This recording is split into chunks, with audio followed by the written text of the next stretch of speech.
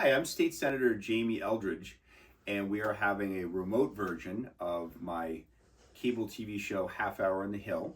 We're here at the home of David Martin and his wife Miriam Lezek. David, thank you so much for welcoming us into your home. Welcome. And David is an Acton energy coach, really innovative model to helping convince homeowners to switch to electrifying their home and embracing clean energy. And David is also a member of the Acton Select Board. So David, thank you so much. And I know that you've done a lot of energy coaching for a few years, but how did you get involved to move to making your home electrified? Well, first of all, thank you for coming out here today. A few years back, I had a small problem with my gas hot water heater. Mm-hmm. It wasn't drafting right, and there was a risk of carbon monoxide in the house. And they offered me a plan for powered exhaust on the gas hot water heater. Mm-hmm. And I decided I wasn't going to spend money on the gas hot water heater, and so I replaced it with a heat pump hot water heater. This is the big heat pump that heats the whole rest of the house besides that one room that the mini split is in. This is a 4-ton unit, or 48,000 BTUs an hour. It's very typical in size for a 4-ton unit. This one is a little different than most heat pumps. As I mentioned earlier, mini splits are connected by refrigerant, and this is an air-to-water heat pump. And refrigerant doesn't leave the monoblock.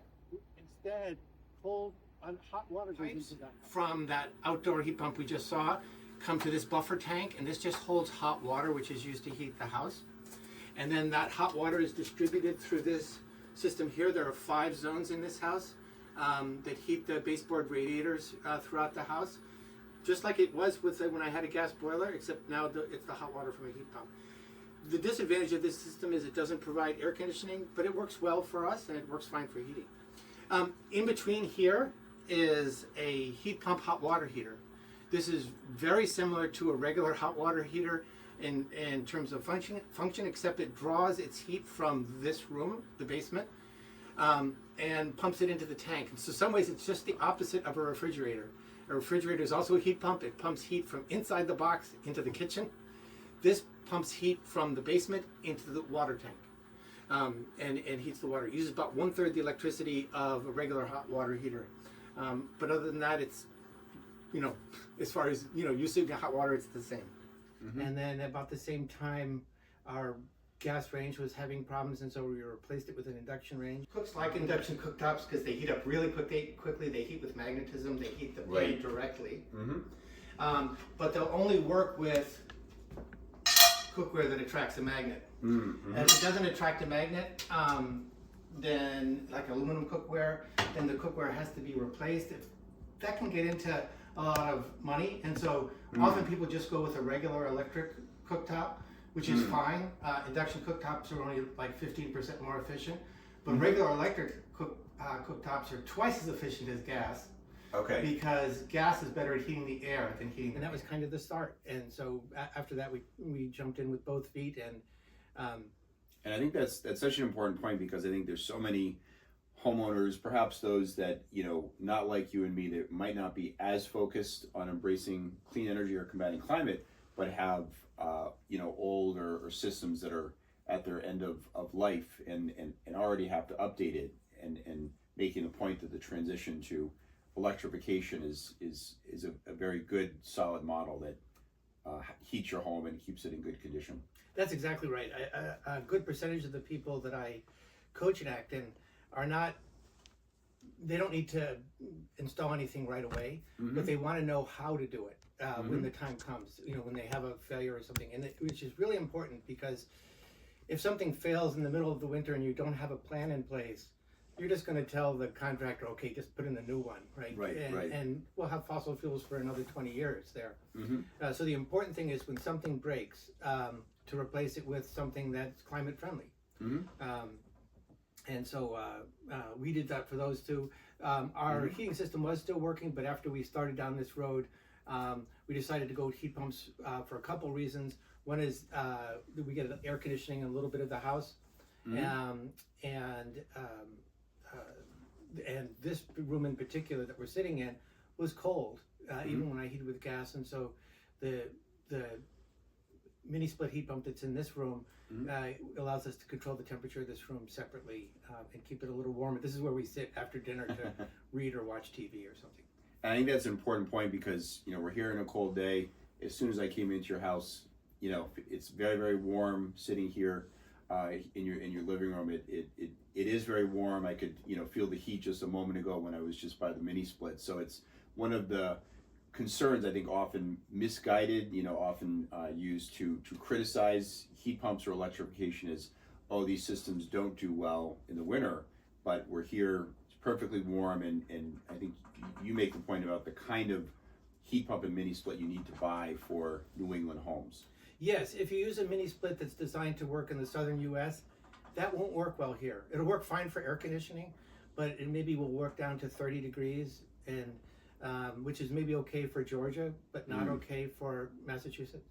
And so it's important to get a cold climate heat pump. There's a number of brands available. Most cold climate heat pumps will heat down to something like 13 below zero or 22 below zero. I think it's amazing that the refrigerant in them boils at 25 below zero. My goodness, yes. So that's how cold climate heat pumps work. And so obviously you took action early, you know, in your home, and then you become an Acton Energy Coach. What does that mean? Because it's a very impressive program here in Acton. I'm trying to convince other communities to embrace. But what is an energy coach? What sort of do you do? So we now have a dozen energy coaches in town. We're all volunteers. People can just, through our sustainability department on the town website,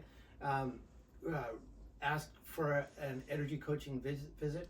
And we basically do two things. One is we answer questions, and you can ask us questions about an EV, you know, what kind of EV works best, or solar, or mainly heat pumps.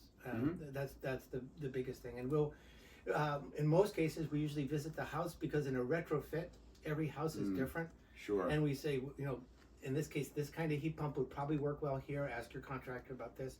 And then if in other parts of the house, maybe a different kind of heat pump would work. And then the second thing we do is we review quotes for people. So if they, after reaching out to some contractors, we can look over the quote. We can say, yes, this is good cold climate equipment, and it looks like a fair price. Sure. And if not, we'll say, you know, what I usually tell people, that's not a heat pump I would buy, right? It's maybe okay, but not a true cold climate heat pump. And I would suggest that they get another quote to get quoted better equipment. So David, I was at the Acton Heat Pump Pizza Party this week, where you presented, and Andrea Becerra, the Acton Sustainability Director. You had over 200 people come out. It was really impressive, and just looking at people in the audience, you know, having grown up in Acton, these are a lot of people I had never seen before, but clearly were interested in these options and guidance. If you can talk a little bit about the guidance, the further guidance that you provide to these homeowners.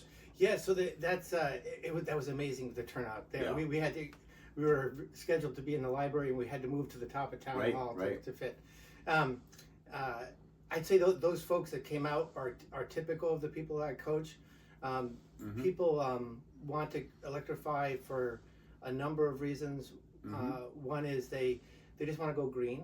You know, there are people that are interested in climate change, and you know, they want to make the transition away from fossil fuels. There are some people that have a really old system, either an old heating system or old central air conditioning system, and so they want to replace it, and they don't want to replace it with a fossil fuel system, which doesn't make sense in 2024, 2025. And so they replace it with heat pumps, and then they don't need the other system, right? So if they replace their air conditioning, then they don't need their old heating system, or vice versa. There are people who just want to add air conditioning because it's gotten hotter. Because of the impacts of global warming. Yes, and finally, there are people who just want to plan, right? So they want to have a plan in place for whenever their heating system fails.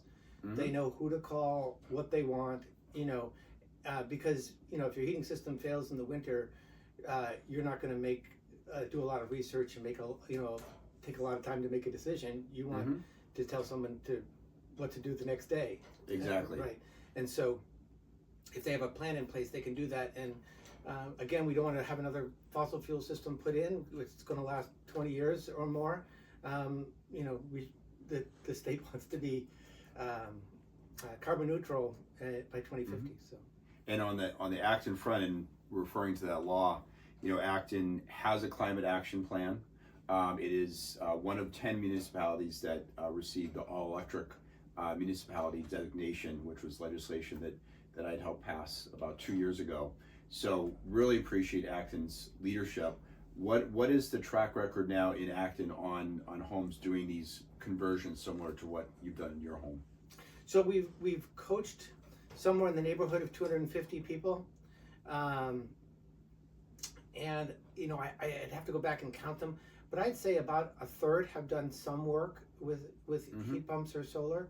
You know, some people again have just taken it under advisement, and maybe this year is too complicated, too much going on for them to do it, or they just wanted to make an assessment of what it would cost, and then they choose to move forward. I have had numerous occasions where people call me up 15 months, 18 months later and said, I'm ready to go.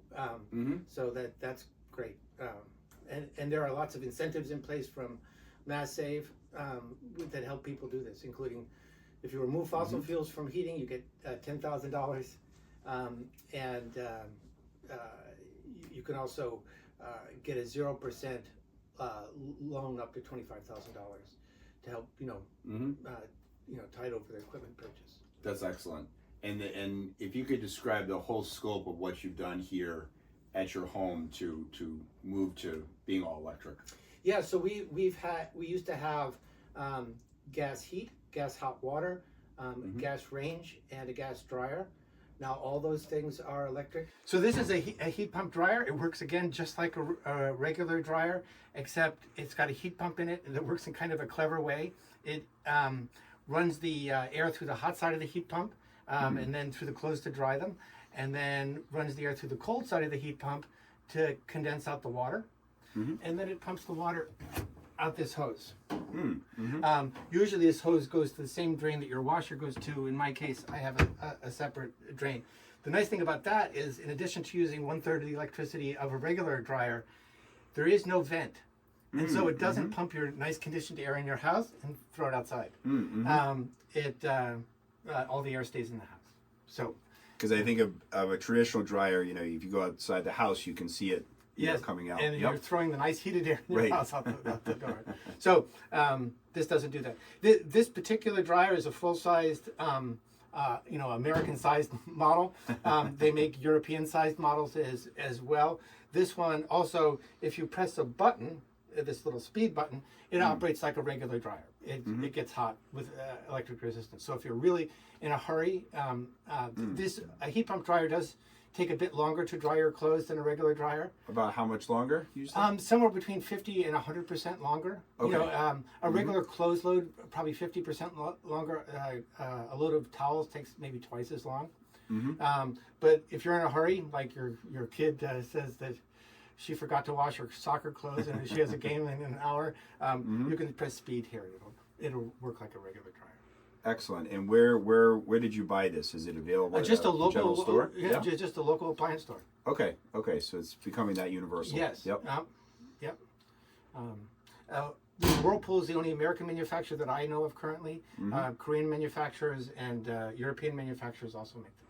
Excellent. So one of the things that we had to do, and it's very typical of a gas home, is there was only a 100 amp electrical service. You really need 200 amp electrical service in order to have an electric home. Many new homes already have 200 amp service, but this one did not. And so the electric service had to be upgraded to 200 amp. That's just an electrician doing the work. You don't need Eversource or anything to do that. And then we replaced each of those things one at a time. And it took me a long time because I didn't have a coach to research the options. More than 6 months of research to replace all those things. And I also did it at my parents' house. My parents had an oil furnace, and now it's a central heat pump with an air handler that uses the existing ductwork. That's great. And am I correct that also your yard tools are electric too? Yes, I don't have any more gasoline here. So yes, and I've had electric lawnmower for 4 or 5 years now. I'm really satisfied with it, and the electric tools are competitively priced with regular old-fashioned tools. If you get extra batteries, they can run into a little extra money. But the tools themselves are very competitively priced. So I have a chainsaw and a snowblower and everything. That's fantastic. And so appreciate your leadership. Again, not only as a select board member, but as an energy coach. Any sort of next steps you see Acton taking to meet our climate goals? So we have a number of smaller initiatives, but as far as the coaching program, the pizza party is one. We continue to reach out to more and more residents to provide them with the information. I think many of the people who were at the pizza party this week, it was the first day it really had any kind of in-depth information on heat pumps. And it's difficult to reach out for people. It is often very economical for people to heat with oil, who currently heat with oil, to switch to heat pumps. And so we just we continue to find ways to scale up that program. That's fantastic. Well, thanks again for welcoming me into your home and giving us the tour, and for your leadership here in town. And want to thank those who tune in to Half Hour in the Hill, again, our remote version. And please stay in touch, including on our climate goals and climate action, including what's going on at Beacon Hill. Thank you.